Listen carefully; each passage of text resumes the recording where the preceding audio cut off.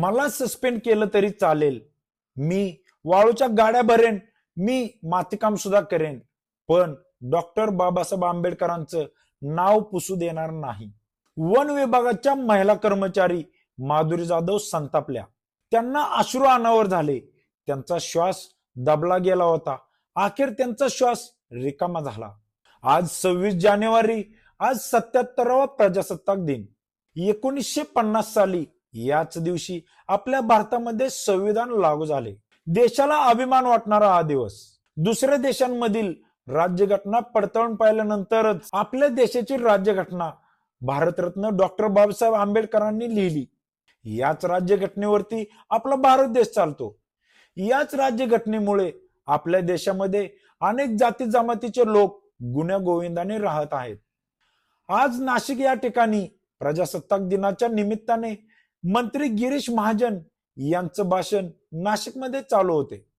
हे भाषण चालू असताना वन विभागाच्या कर्मचारी माधुरी जाधव अचानक संतापल्या. याचं कारण म्हणजे मंत्री गिरीश महाजन यांनी त्यांचं भाषण चालू असताना डॉक्टर बाबासाहेब आंबेडकरांचं नाव एकदाही घेतलं नाही.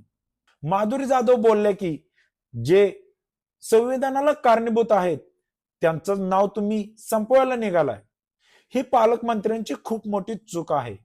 मी माफी मागणार नाही. मला मीडियाशी सुद्धा काही घेणं देणं नाही. मला सस्पेंड केलं तरी चालेल, मी वाळूच्या गाड्या भरेन, मी माती काम सुद्धा करेन, पण मी डॉक्टर बाबासाहेब आंबेडकरांचं नाव पुसू देणार नाही.